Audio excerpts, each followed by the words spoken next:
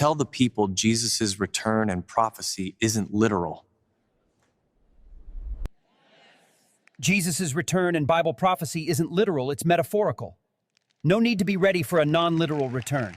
The return of Jesus is literal. I didn't even plan on making this video, but now I have to, because now people are going from Israel not being, God's chosen and all that. But now that is beginning to creep into people starting to say that Jesus's return is not literal, that Jesus ruling from the earth is metaphorical, and all of these things. You see how one heresy could go into other heresies? This is why I warn against this heresy, but people will try to shut me down on it, because I'm showing you, and I've said this, but it's going into this now. People are saying that Jesus is not having a literal return. And don't think I'm yelling at you, but I am talking passionately, because you have to understand what's going on.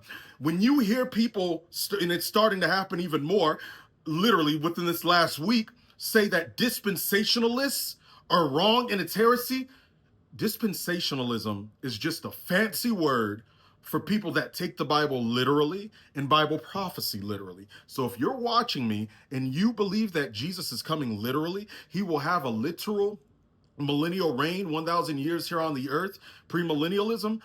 If you understand that, and then you believe he's coming back literally, his feet will step foot on the Mount of Olives literally, he will rule and reign from Jerusalem literally, like Isaiah 2 and Zechariah 14 says, and Acts chapter 1 says, you take the Bible literally. If you believe that Jesus will come back and destroy the Antichrist, you're a dispensationalist.